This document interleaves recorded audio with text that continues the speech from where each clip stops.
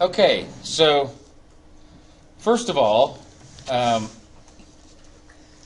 told you guys a while back that some of you have heard this from my other class, but for those of you who are not in my 3400 class, in addition to, like I said at the beginning of the class, this class is about 1/6 of my job. And another part of my job, in addition to teaching 2 other classes and being an author, is that I'm the advisor for some clubs on campus. I'm on various committees and so forth and so on. And one of the clubs that I'm an advisor for is the College Republicans, which is ironic because I'm actually a lifelong Democrat. But in the interest of bipartisan, there's far too little bipartisan cooperation in our world these days. So they needed an advisor last year. I stepped in to do it, and I enjoyed it so much I re-upped again for this year. So they are having an event that they wanted me to announce to you guys next Wednesday at noon. It's a lunch with Assemblywoman Shannon Grove. So I've put a flyer about this in in Blackboard here. If you go scroll down to other materials, the same place where that financial seminar flyer was, there's a flyer here now for Sharon Grove's event. And it's going to be in the Solario room at the Student Rec Center. Noon, it's a lunch. If you're one of the first 50 people to RSVP, you get free lunch. And Shannon is basically, for those of you who are less familiar with California state politics, just like with the national government, there's a House of Representatives, as it were, and a Senate here for the state of California. And the House of Representatives is called the Assembly. So Shannon has been the rep for this area in the California State Assembly for the last 6 years. Her term limit is up. She's actually running for state Senate now. And even though, like I said, I am a lifelong Democrat, as long as the students, I can't really get behind and support somebody who's way, way, way far to the right. But that being left out, there's a number of candidates, including Shannon, that the students are thinking about supporting for their campaigns in the fall. And whichever one they choose, I will be helping to get them elected rather than whoever the Democrat is. So you guys, whether you're Republican, whether you're Democrat, whether you're Libertarian, Green, apolitical, the nice thing about our representative democracy is that, Shannon is the representative for everyone, whether you're the same party as her or not. So everybody's welcome to come by. It should be a fun time. It should be kind of informative and an interesting opportunity to talk with somebody who's pretty woven into being involved in California state politics in Sacramento. So anybody that wants to come, you're very welcome. That was the first announcement. Second announcement. How many people in here are planning on doing a small business management concentration in your... Okay, cool. But only a couple. We talked about this in the other class, but for those of you who are not in my entrepreneurship class, let me show you quick. There's another document here which shows all of the requirements for the concentration. It's not that much. So the problem for you guys is that you need my other class. So it's now 3,400 instead of 340. But everybody in here is already in 3,450. And then if you've taken some of these classes that are listed here, you just need 3 out of this list. If you're missing 1 or 2, the only one that's not being offered next semester is small business consulting, because otherwise I would be the one teaching that, and there's not enough of me to go around, so we're not doing that one in the spring. But everything else is being offered. I'm going to chat. If you haven't taken the entrepreneurship class and you want to, unfortunately it's only offered once a year. It's offered right now. I have had some students in the past who've taken it as an independent study. I'm going to try to see if that's possible for anyone in here that wants to do the concentration. If you want to do it as an independent study in the spring, I can't promise that. The administration doesn't like to do too many independent studies, but I want to get as many people as possible to have that designation on their diploma. It's going to help you when you're out in the job market. It's going to help me to build a program, and it's going to build a bigger and bigger alumni network for you over time to have more people involved with that program. So anybody that's in here that's interested, please email me, and I will try to help in every way possible to make sure that we arrange the classes so that you can get that concentration on your degree. Which the class? document, what's that? I'm sorry for interrupting. Which class did you say you were going to try and do the independent studying on, or is it any of those? The one you're already in. Okay. I might try to do small business consulting, That's what I want. but that's way off the radar screen of the administration right now. I'm gonna run out the flagpole, but I can't promise I'm gonna get positive results. I'll ask, okay? But please, it's in everyone's interest to have as many people do this concentration as possible. So if you're interested at all, just email me, and the document with all the descriptions of what you need to do for the concentration is here on Blackboard. Any questions about that? Okay, cool. Next announcement. Oh, no, actually, I'm out of announcements. Now I get to do the lecture. So,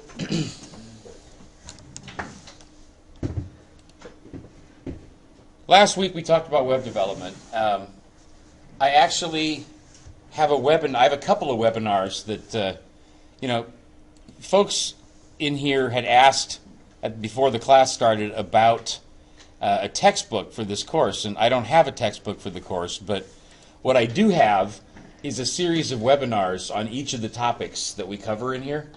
So I try to cover some of them live, as it were, but there's also some material that is easier for me to package in webinar format. So I should have assigned this before we had last week's session, but I just want to show you here. At the very top of the course documents section, there's now a document called Webinars. If you open that, you'll see here webinars for each of the major topic areas that we cover in here. I'm actually going to play the patent and trademark research one for you in class here today, so you don't need to watch that one again. I mean, you're welcome to. You're probably not going to catch everything the first time, but I went over some of the stuff from the Wix webinar, some of the stuff from the Dreamweaver webinar. I did not do anything from the Photoshop webinar. Some of that is duplicative with what I showed you guys from Pixlr, but I highly encourage you to watch the Photoshop, Dreamweaver, and Wix webinars on your own as well. That's going to give you even more background on web development than what I did in class. So, and then we've got some other ones that are going to be relevant for future weeks of the class. So that's all here on Blackboard for you. Let me now pull up the syllabus so I can give kind of an idea of where we're at in the bigger picture of things. So there's basically 8 topic areas that I think are the key toolbox for small business management. The first one was web development. We went over that last week. The next one is patent and trademark research. We're going to do that today, and you'll see here the way things are laid out is basically to do a lecture on Tuesdays and then discussion of that lecture on Thursdays. So this week is going to be product and service development, especially patent and trademark research. Next week's going to be customer acquisition, et cetera, et cetera. You're not going to apply all of these skill sets on your projects. So basically, the garden project is going to be doing a combination of grant research, HR best practices research, and to a certain extent, guerrilla marketing. You may be doing some web development. It depends on what else is already planned by other people right now for the web development, but I think you may be doing some web development as well. Potty Boss is largely going to be about guerrilla marketing. It's a huge guerrilla marketing campaign. Most of the rest of this, we may do some grant research, but most of what you're going to be doing is guerrilla marketing. Shout, you're pretty much doing the whole shebang. And Condors is largely a guerrilla marketing campaign as well. However, just because that's what the project is focused on, and Yolanda, you're going to be doing pretty much the whole shebang as well. So when you say the whole shebang, what do you mean? I mean, all 8 of these areas are relevant for making Shout the most realistic company possible by the end of this quarter, or by the end of the semester. So the Condors don't need a website, you know? Condors don't really need HR best practices research. The Condors need a really, really slick guerrilla marketing campaign. And the Edible Garden needs several different things, but not everything on here. And Potty Boss also, it's too early to do best practices research and stuff like that. They need a guerrilla marketing campaign and they need grant research. You guys need all of those things. Okay. Make sense? Yeah. And same thing for Freeze Prime. Okay, so that's kind of the big picture. All of these things that I'm teaching you, there's a test. If you remember when I went over the syllabus, there's a test on all these things that you're going to take by the end of the semester. So I'm covering these topics each week. The test is worth 125 points. As soon as I've covered all the lectures, you can go over and you can listen to and watch the webinars of class. You can watch the webinars on the webinar document. I will tell you that the test pulls heavily from the stuff in the webinar document. So, you know, you don't have a textbook, but you do need to watch those webinars, and I would recommend that you have them teed up and available to go refer to again when you're taking the test. So the test is actually available already in Blackboard right now, but you're still, I haven't done more than 2 of the lectures yet, so it's too early for you to take it, but as soon as I'm done with all the lectures, you can take that test, and then I will be getting back to everyone with markups on your LinkedIn profiles and your professional development plans. That combined with our guest speakers will be the rest of the professional development portion of your grade, and then 500 points to your grade is the project. So does everybody understand more or less what is going to need to be done in this class and where we're at right now? More or less. Okay. What's the less part? Well, you said that the Shout's going to need 90% of those. Yep. Well, I've already got the web stuff taken care of. I just need specifics. You will get them on Sunday. Perfect.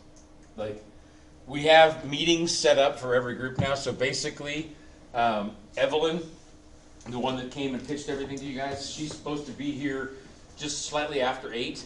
We may get done a little bit early, so as soon as she gets here, we can start having the Edible Garden meeting. Bless you. Potty Boss and the Condors will both be on Sunday afternoon, and the Condors meeting will be tomorrow afternoon. And I will give you more specifics than you could ever want us to shake a stick at when we have our meetings, okay? Yes, Lauren? I was going to say the 500 points, what does that consist of for the groups?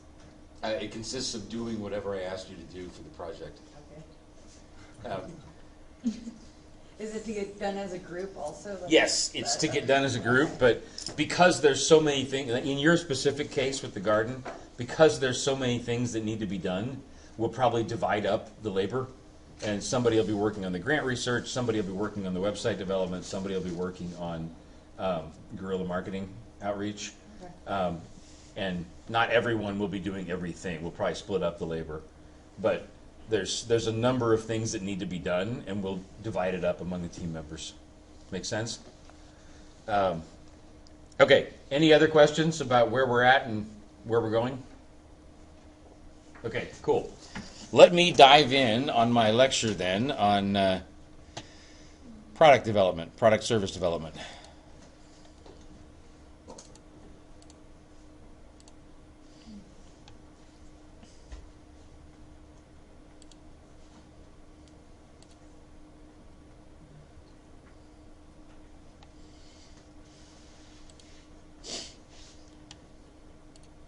Okay.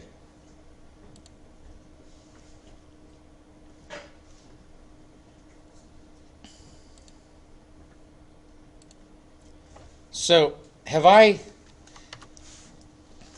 can't remember, I did mention differentiation briefly, but did I actually walk through this whole exercise with you guys in the intro or not? Does this look familiar to those of you who are not in my entrepreneurship class? I don't think I went through this. Okay, so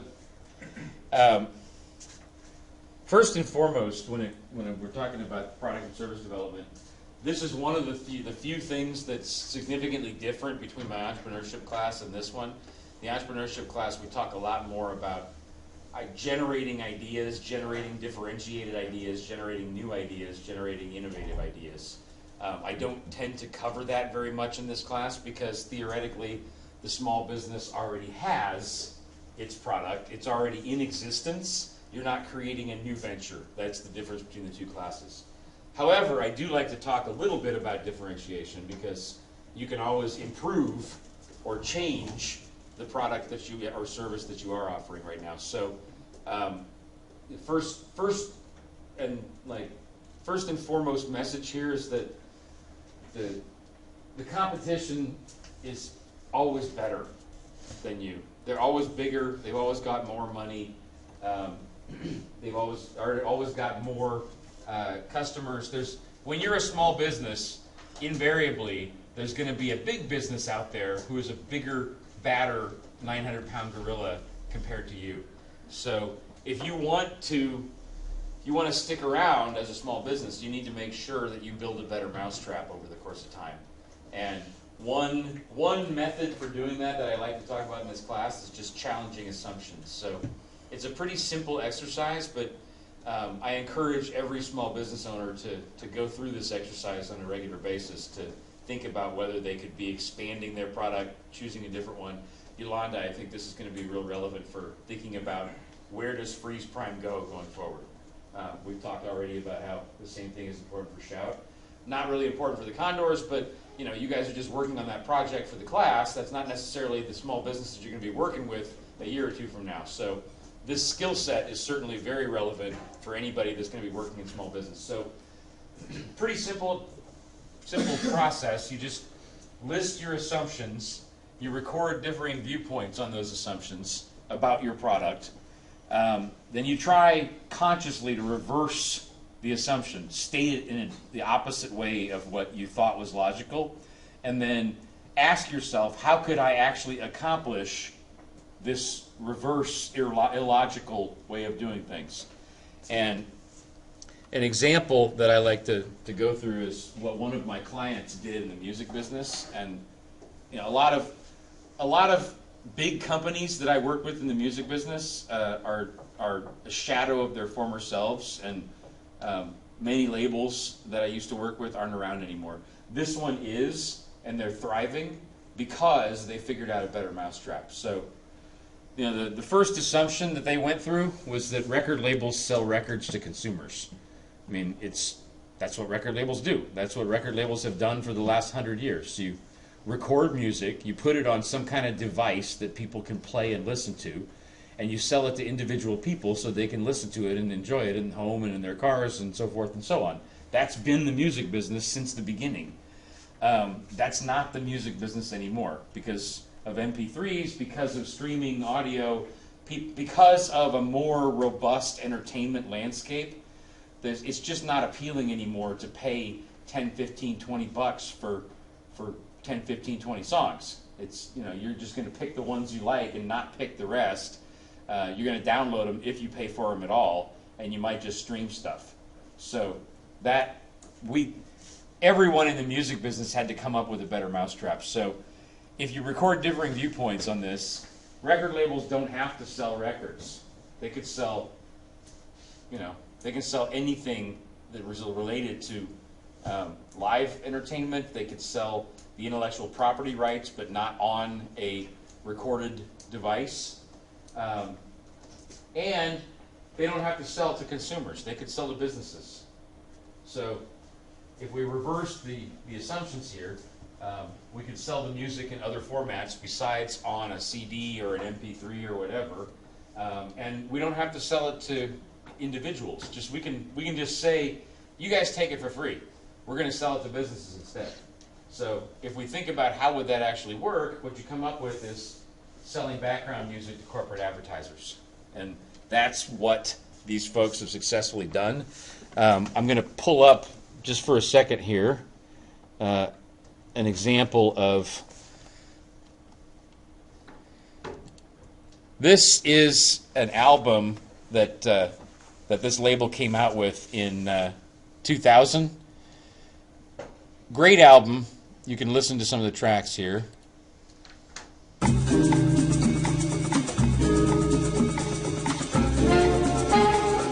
of a lounge, jazz, a little bit electronic kind of feel.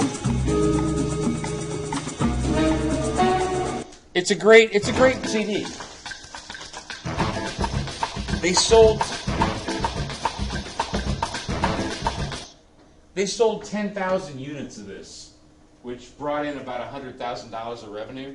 It's a great success story for an independent, small jazz lounge label. In 2000, to sell 10,000 units of an album was really, really good. That's like platinum sales in the world of independent record labels. But that was in 2000. People aren't buying albums anymore. There's no way they could duplicate that right now. And it was a pretty good deal. They sold 10,000 units, brought in 100,000 in revenue, probably made a profit of 20 or 30,000. Bless you. Thank you. That's a good deal. But they can't do it anymore because the business is changing. So what can they do? What can they do to, continue to use what they have, but in a better mousetrap way? And so, like I said, they reversed the assumptions, and they took the music from this album, and they sold it to corporate advertisers. So this album became these two advertisements, and I want to just show you like what that original album, just like something you'd buy in the store. It's a CD. You'd listen to it. It's got 18 songs on it. This is what that became.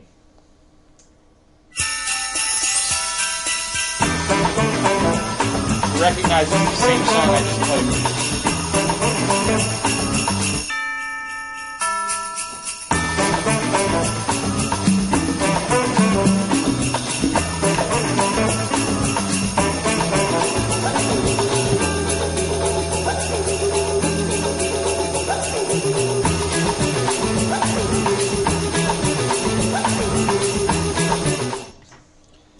And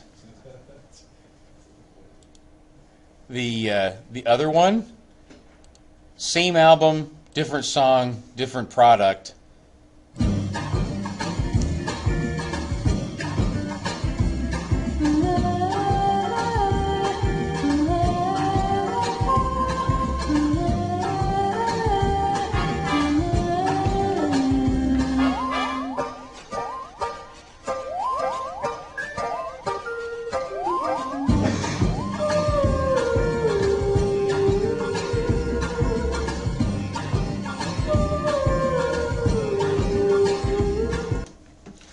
So that is what that album became.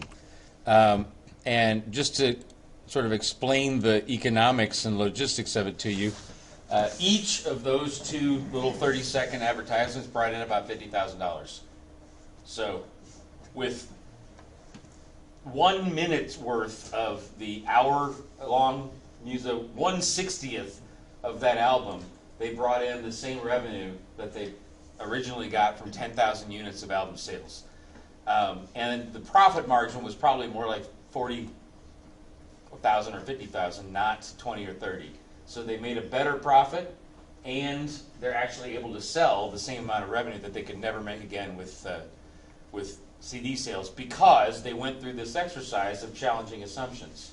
So most of the product development stuff that I'm going to go through the rest of here is about intellectual property rights, and it's about how to do patent, trademark, and copyright searches, and how to do the filings of the paperwork for those things. But in order to come up with something that is worth doing, a patent, copyright, or trademark filing on, you need to come up with a better mousetrap. The same old mousetrap is not going to be differentiated enough to warrant getting a patent on. So, with that being said,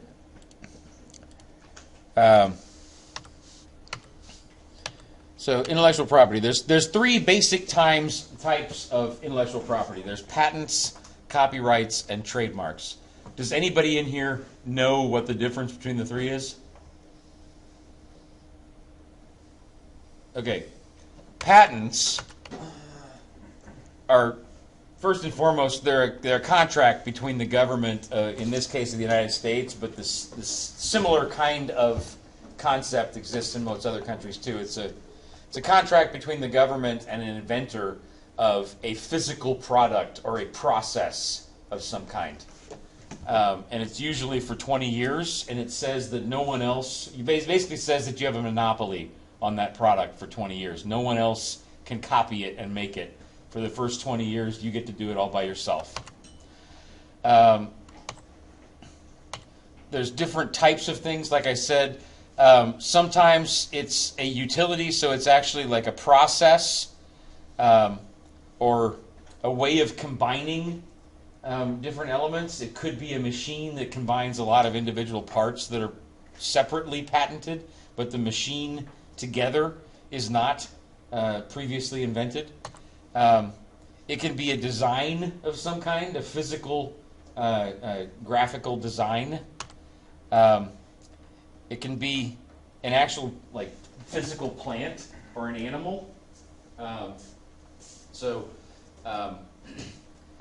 You don't think of it necessarily as a plant, it's more of a chemical, but Prozac, like all kinds of other drugs originally developed by drug companies like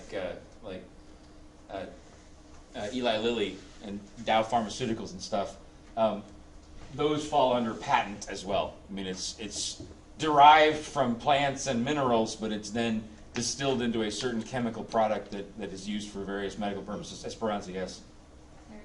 Marcel, I'm sorry. I'm going to get this all right. Like, it's pretty good that I'm already like only a month in, and I'm like, I'm a couple weeks away from not making any more mistakes. Sorry, go ahead. No problem. Just curious in general about patents. When it says contract between government and inventor, like, are all governments supposed to respect it? Like, how does that work? Like, registered patent in the U.S. or people in China also supposed to?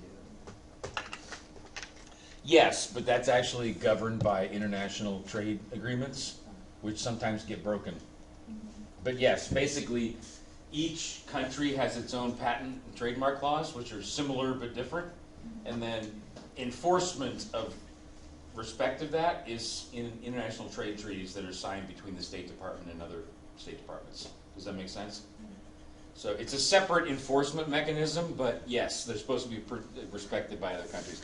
Now, that doesn't always happen because not all countries in the world get along with each other, but it's supposed to be. So business methods, there is a world organization that governs these things. However, enforcement usually comes down to a disagreement between two countries, which is covered by bilateral trade agreements. So those are patents. Patents are for physical things, basically, or processes. Patent applications are really not that hard to do. Did you guys know it only costs about $500 to file a patent application? It's really not expensive at all. There's just a couple things you have to do, though. You have to do a prior art search, basically. You have to basically go out and determine that there is no other existing product which is similar to yours. I mean, it can be similar, but it has to be different enough that it's not the same thing. And to do that research, that's what the webinar is on that I'm going to play for you guys in a second. To do that research, you need to go to the following sites to look at stuff, especially the U.S. Patent and Trademark Office website. They have a database of all patents that have ever been filed with them. And Google, as Google does with many things, actually organizes the Patent and Trademark Office's information in a much more efficient way than the Patent and Trademark Office does. So you can research the same patents by going to Google Patents as well. depending on what you're looking for, one database or the other is usually better to use. I'll go through that in the webinar that I'm going to play for you guys in a little bit. And once you finally determined that there's not something that's sufficiently similar to your idea or your product, in order to be granted a patent, you need to prove that what you've come up with is useful, novel, and non-obvious. So, I suppose I could come up with,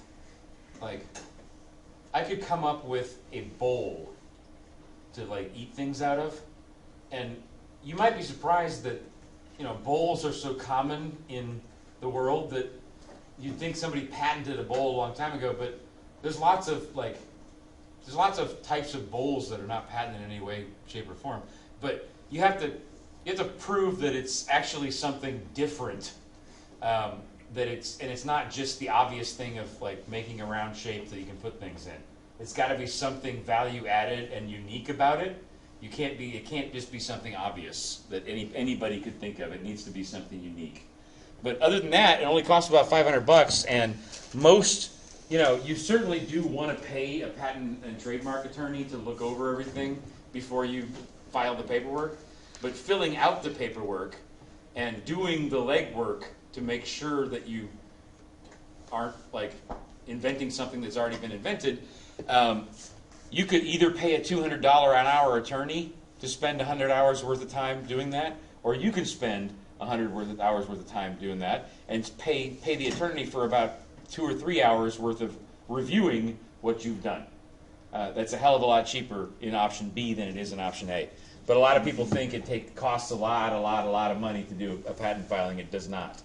It takes legwork. It takes time and energy, but it does not necessarily have to be expensive. Trademarks. Trademarks are logos, names, symbols, either visual or the concept of a name or a company. So the benefits of having a trademark is that nobody else can copy it. Nobody else can use the name Nike in the world except Nike. Nobody can use that little swoosh. If anybody does use the swoosh, there's a whole international organization that slams down on them using the swoosh. Same thing with the Coca-Cola logo, et cetera, et cetera. What if they do a backwards swoosh? What's that? What if they do a backwards? This one goes like that? What if they do one that goes like that? It'd be too similar. And they get in trouble? Yeah. Is that just a judgment call? Yes. I mean, if you took the swoosh and you turned it 90 degrees and you made it wiggle and had a little right angle in it, that might be sufficiently different. But you can't just turn it around. That's too similar. Make sense? And particularly in whatever country that trademark is filed in, if nothing else, any goods that come into that country that are not approved as licensees of your trademark won't be allowed to be sold in the country. Trademark applications, even cheaper than patent applications, about $245. And you got to do the same kind of thing. You got to go out there and see that there's nobody else that already has registered that name or that logo. Now, you'd be surprised how many names are already registered by somebody out there in the world. As long as your company is sufficiently different in how they're using that name, in what the product is, in the identity of the company, it doesn't mean that you can't use that name too. But you need to go out and in your paperwork that you file, you need to figure out whether anybody else has already laid claim to that name or that image for your logo. There's a couple of things that are excluded, and again, my webinar that I'm going to show for you guys shows you how to do this research. There's a few things that you can't trademark. You can't trademark either a scandalous or generic name. So you can't trademark the word. Well, I mean, you kind of can, but it's Microsoft Word. It's not. I can't be the unique worldwide holder of Word. as a word. And you can't patent like F-U-C-K, you know? You can't patent obscene language. You can't patent like the insignia of a government. That is like the purview of diplomacy and national sovereignty. It is not something that can be patented. You can't patent a living individual without their consent. So I can't patent Valente without him saying it's okay. If he says it's okay, we can form a company and we'll like market the image of Valente. But if you say no, I can't do it just because I want to market you. You can't have a merely descriptive name, so you can't say yummy food. You know, yummy food is too generic. It's just describing the fact that the food tastes good. It's got to be something more unique. And it can't be primarily a surname, so you can't like patent the name Woods. Yes? How does Yum's food get away with it? Huh? Yum brand foods. They own like Pizza Hut, KFC. It's actually not the name. Uh-huh. It's the logo. Logo? Like they're allowed to. I don't think Yum Brands actually has a patent on Yum. They have a patent on Taco Bell. Yeah, They have a patent on the other companies that they own, yeah. but they don't have a patent on the word Yum.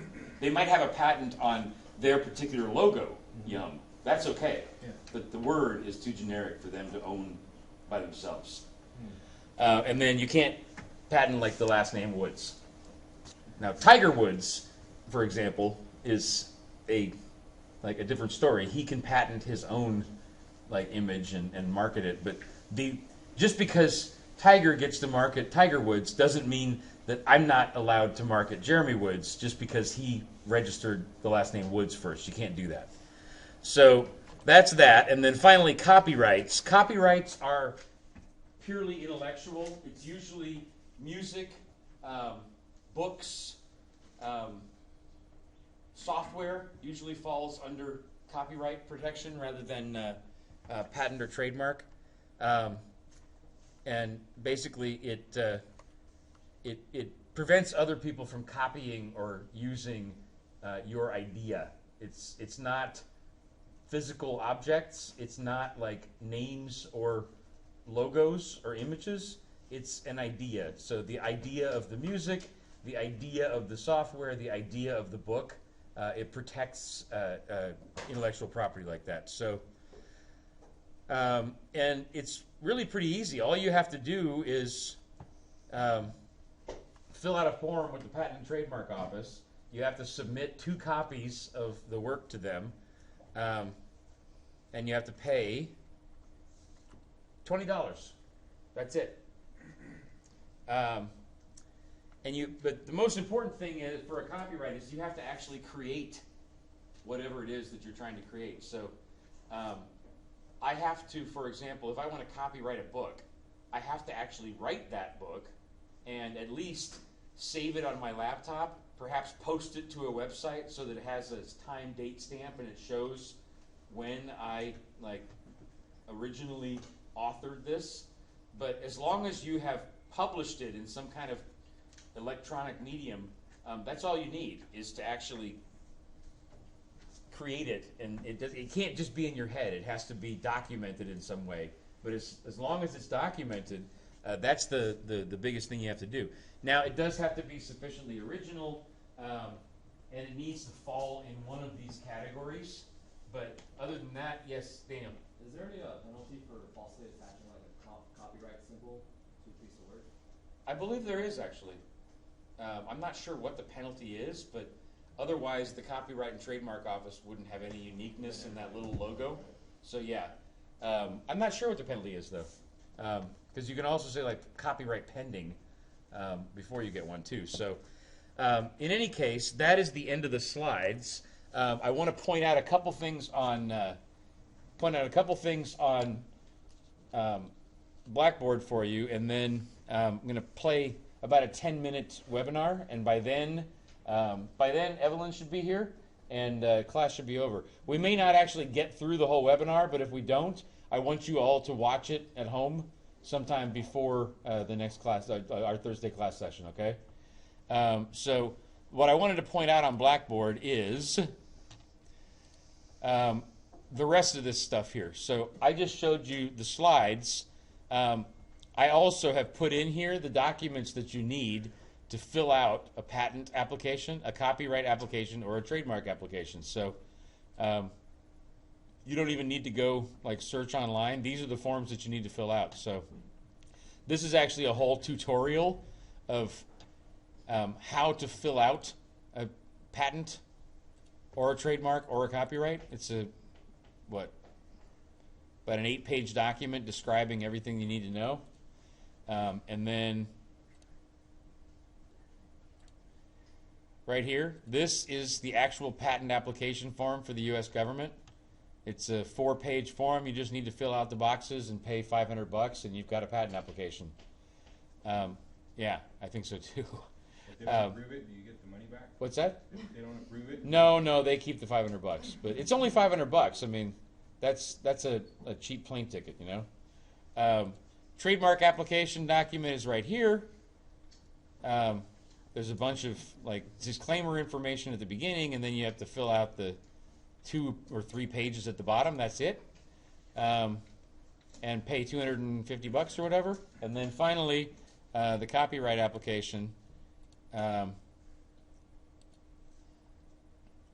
7 pages long, but you know, fill out the blanks, pay $25, and you've got a copyright application. So all the documents are there for you, FYI. I don't believe on any of the projects you're working on.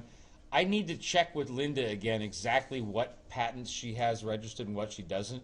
It may be relevant for the Potty Boss team to fill out some of this paperwork. She may have already done it herself. Otherwise, I don't think the rest. Yeah, She did, but I'd like to see exactly what she has filed and what she doesn't, just in case there's anything else we can help her with. But yes, she's done some of it at least. So that's all there. Let me go ahead and pull up the webinar, and I will start playing it until Evelyn gets here.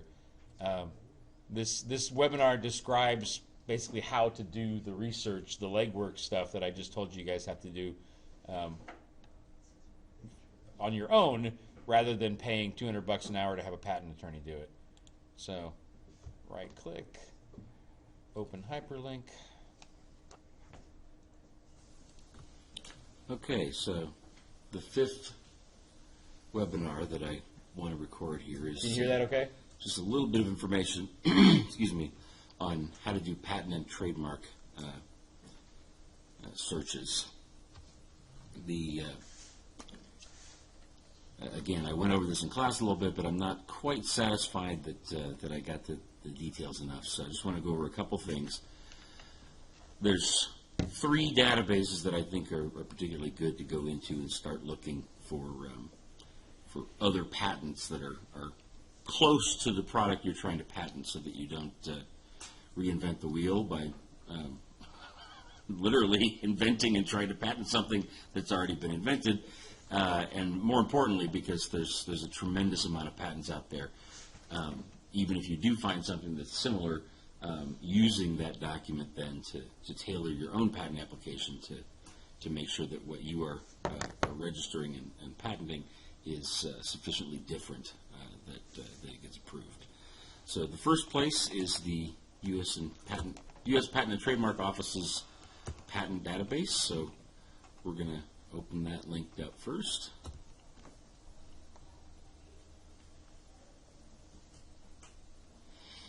And you just click on search for patents here. That'll bring you down to several different resources that the Patent and Trademark Office gives you for searches.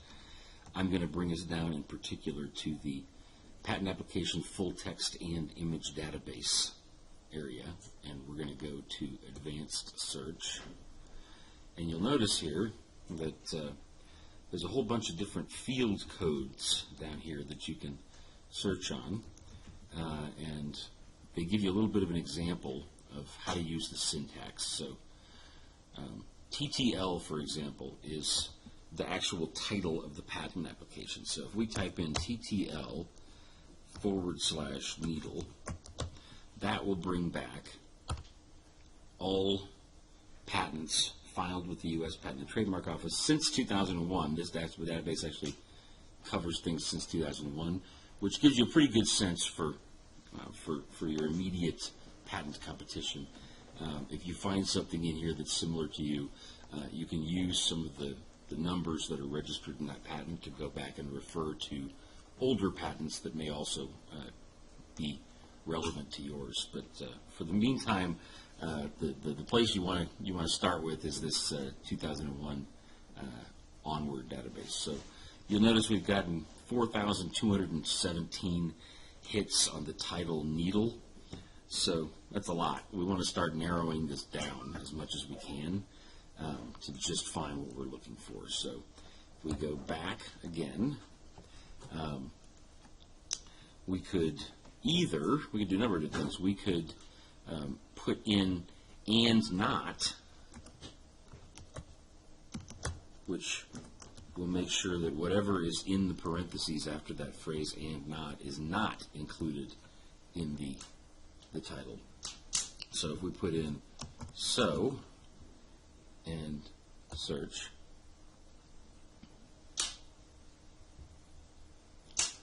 the 42 something, that's down to 4169. That didn't help us a whole lot. But let's look at some of the things here and see what we can start taking away. So if we were actually looking for a very particular type of needle for diabetic application, we may want to take away everything that is not involved in that in some way. So this roller bearing thing here, that doesn't look very much like it has anything to do with diabetic insulin applications. So let's go in and put in and not, and then we're going to have to put in quotes roller bearing, and if we search again,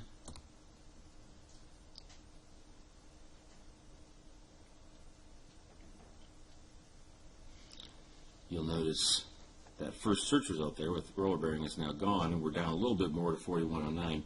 Unfortunately, there's no easy way to get down to a small amount of patents quickly. You really just have to continue going in and subtracting things that you don't want until you get down to the patent applications that are left that are the most similar to what you're trying to register. So it's kind of a time-consuming process, but the nice thing is that it doesn't require any professional expertise or a law degree to do it, so you can save a lot of money on your patent lawyer by doing a lot of this legwork yourself, and then just use your patent lawyer to bless the final application at the end, make sure everything looks good. So that's what I wanted to show about the Patent and Trademark Office. If we go back to our other databases here, Google Patents is really great. It's actually a lot more user-friendly than the Patent Office. And we can do similar kinds of things in that search. So if we go in here and type in needle, we've got 8 million results. So again, it's a little bit different than the patent website, but for Google, if you use the minus term, just a little symbol minus, and then whatever comes after that minus, it'll take out anything that has that in it. So manufacturing needle coke, so we don't really need needle coke, so why don't we type in needle and then minus in quotes needle coke, and type enter again, and you'll notice that needle coke result is out of here, and we are also down to 2 million instead of 8 million results. So that's an improvement. Looks like this sewing machine, when we're looking for something for diabetic applications, so we're going to take out minus sew and a star. That'll take out everything with the word sewing in it. That brings us down to 1 million. again, you just have to go through this process. Oh, look, it didn't take out the result we wanted to take out. Well, that's no good. Looks like the star won't work there. So if we take out sewing, that took out the result there. So you're just going to have to keep using the minus sign in order to get your search down further and further until you're left with the patents that are most relevant. Now, Google is so good at finding results, you may never get it down to a manageable number, but if you get it down relatively small, the search results that pop up on the first, 5-ish pages are going to be the ones that are most relevant. So if you can get this down to something in the hundreds, you're doing pretty good, and then you can surf through the first couple pages and read those, and then quickly browse through some of the other pages and see if there's any titles that look important. That'll bring you down to a little bit more manageable project. So finally, there is a third database resource, Free Patents Online. Similar, a little bit different. I'm not going to go into it right now, but I do want to point out to everybody that is another good place to find patent search information. So, next thing I wanted to go over is trademark searches. And there's two resources in particular that I wanted to point you to here. First of all is, similarly, Patent and Trademark Office, but this time the trademark database instead of the patent database. So, we're going to click on the Search Trademark Database here. And we're going to scroll down and open up the Trademark Electronic Search System.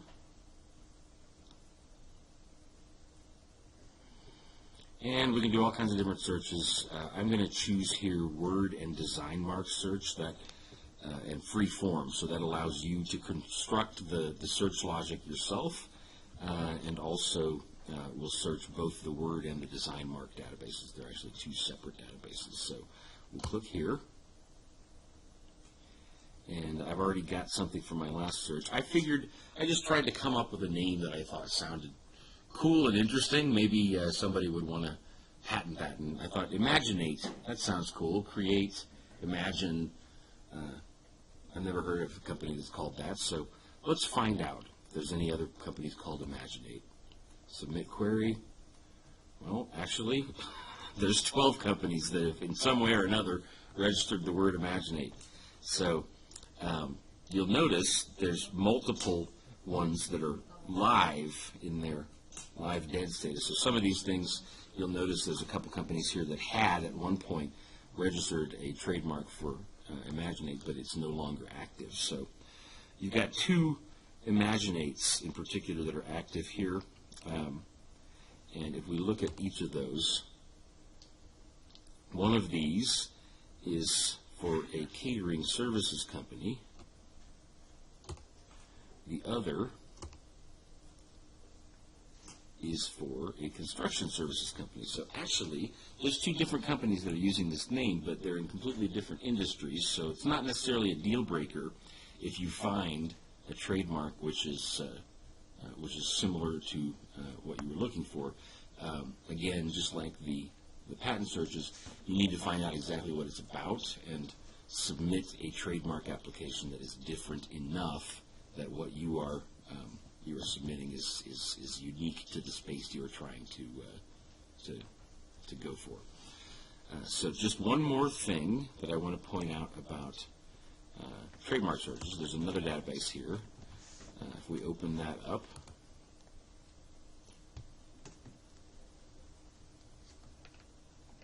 this is a great global brand database. Gives you a lot of information. Just real simply here, if we type in Imaginate again and type search, you'll notice there's 34 results here. So some of them, obviously the U.S. Patent and Trademark Office is just the United States, so you've got other countries as well that have something registered with Imaginate in one way, shape, or form. Some of these may be duplicative. You'll notice some of them are inactive, some of them are pending, but this is just another place to go to get trademark information and get an idea of who else out there has registered something similar to you. So that's a relatively quick one on patents and trademarks. That is all I wanted to say about that. So coming up next is general. Actually, I think next I'm going to do competitive searches, and then we'll go on to a couple other searches and call it a quarter for the webinars. Okay, so that is our webinar, and we managed to get through everything. It's 8:12. Amber had a question about why would the same company have 4, 5, 6 filings. It could be a couple different things. They may have updated their paperwork, so they may have added a small like swoop underneath, or they may have added a different image. They may have just renewed the paperwork. I mean, it's a database. It's not perfect, so it's really just a dumb computer. The computer goes out and finds everything that has this word in it, and maybe 4 of those documents are from 10 years ago, and 3 years ago, and 5 years ago, and there's only one that's the most current one. It's hard to say. There could be a lot of reasons. So I actually had hoped that 2 different people would be here at this point, and just perfect timing. Perfect timing. One of the 2 is here. Evelyn's not here yet, but that's okay because we were going to meet after anyway. That's okay. That's okay. Go on in. I just got done with what I was doing. Yeah. So I gave you guys one survey already that you filled out. I just got the list of student ID numbers from my friend Gloria. It may take me until this weekend to be able to go in and type it all in, but you'll get 5 points extra credit for that if you filled it out. This is a different survey that G is going to tell you about, and it's longer, so this one is actually going to be 10 extra credit points if you fill it out rather than 5, and I'll let G talk more about the details. Okay, good evening everyone. This is a research project that Dr. Wu and me we are working on right now, and this survey is regarding the knowledge of accounting, of accounting, and also about non-financial performance measures. Okay, so you will be receiving an email, and if you follow the link, so you can finish all the questions, and Dr. Woods will give you extra points for your efforts devoted into finishing this survey, and your responses would really help us to finish this research project. And here is a sample of the questions. So we just browse through very quickly, and there's 1 copy. So please circulate among you guys. Okay. Then yeah. So we're gonna fill it out online. Online. Yes, online. And no worries, your answers will be confidential. Nobody knows what your answers are. What we will receive finally would be a combined data set. We only know what the answers are, but we cannot identify which student, which respondent provided us with which answers. So no worries. So please give us the best knowledge you have. We really appreciate your time and help. Okay. Any questions? I'll let you go Are ahead. you gonna send us this in an email? Do we have to Yes, I will send an email with the link in it. Okay. G will send the link to me. I will send it to all of you. Richard. If we fill it out for the other class, will it count this class, or we gotta fill it out twice? Yeah, you will receive if you are enrolled into another class, and fortunately that class will also give you similar questionnaires. You will receive separate bonus points. There you go. Okay, yeah, but you have to provide the answers again. Or would it be double? No. They only have to If we provide write the in the answers pooled once. data set, so the same answer would appear twice. Yeah, we don't want the same answer to appear twice. But I don't think they are enrolled in other. Well, my students are. Really?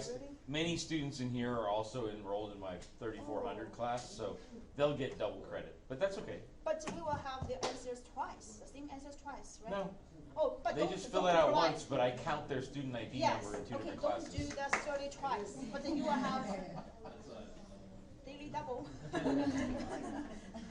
Yes, and technically for everybody in here, technically, technically you're not supposed to know that I'm involved with this. So, like, one of the things, I mean, it's okay, you know, but one of the things that our like internal institutional review board has here is that I can't pressure my own students to fill out a survey which benefits me personally. So if anybody in here does not want to fill out this survey but still wants to get 10 extra credit points, I will give you something alternate that you can do. If you feel comfortable filling it out, please go ahead, fill it out, but I am not pressuring you. If in any way you don't want to fill out this survey and you still want to get the 10 extra credit points, I will provide you with an alternate activity to do. Okay? So that's why G is here to present it instead of me, but yes, technically we're co-authors on this project. Yeah, so you guys have no obligation to finish the survey. Exactly. Yeah, it's totally voluntary. Yeah, it's totally voluntary. Yes. Totally and completely. Yes, yeah. So those questions are interesting. They will do no harm to you at all. Just very interesting questions. Cool. So, G, I'm going to be a little bit late to your class because I have a meeting to go through with some of the students here. It's fine. Daniel, yes. Yeah, Do we as have long any way to check if our last credit assignment went through later on? You do. Perfect timing, Evelyn. Hey. You do, but I just want to make sure it went through. I have like 83 student ID numbers that Gloria sent me. I need to go one by one and search on them in the spreadsheet and then type it into to Blackboard one by one. So it's going to take me a little while, but if you're concerned about it before the end of the week, then email me and I'll do a search on your ID number. Otherwise, it should be all inputted by the end of this coming weekend. All right, thank you. No problem. Okay, and with that, G, as soon as I'm done meeting with Evelyn and the Edible Garden Group, I'll come over to your class and do the same presentation, okay? Cool. Okay, so everybody who's not part of the garden team, you are free to go. I'll see you on Thursday. So if there's a logo and a name for a company, do you have to check for both of them? If you want the name specifically and not just the name together with the logo, yes. Yeah, it's fine. Technically, I have a meeting with the drone project group from the other class at 9, so I can only stay for 40 minutes, so it's fine. I wouldn't be able to stay for them because I have my meetings. That's fine. That's fine. I mean, we got several people from the group here. That's all that I needed. Okay, Evelyn, this is our project kickoff meeting. Hello, everybody. And we've actually got 18 different students on this project. Not all of them could meet at this time. Okay. But you got half basically of the Wonderful. team here right now. Excellent.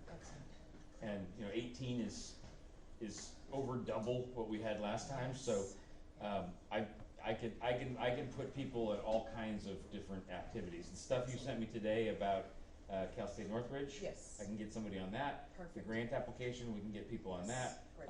But where we're at with the build and everything else, I don't know. So I know the charrette was a goal that you had, and I don't know when it's taking place. Right. Hi, everybody. But you've got the floor. I've got a few things that I had written down. If you don't get to them, I will. But Great. And if you could check your email, Jennifer should be sending you some she did. additional I just saw it. photos. Okay. Great. So we could show those. So just coming back from the Chancellor's office today, meeting on sustainability initiatives, No, it should. solar energy, transportation, all the good stuff. And on the way back, my intern and I, Jennifer Sanchez, she's the former ASI executive vice president, we stopped at Cal State Long Beach to look at their Japanese garden. It is magical. It's just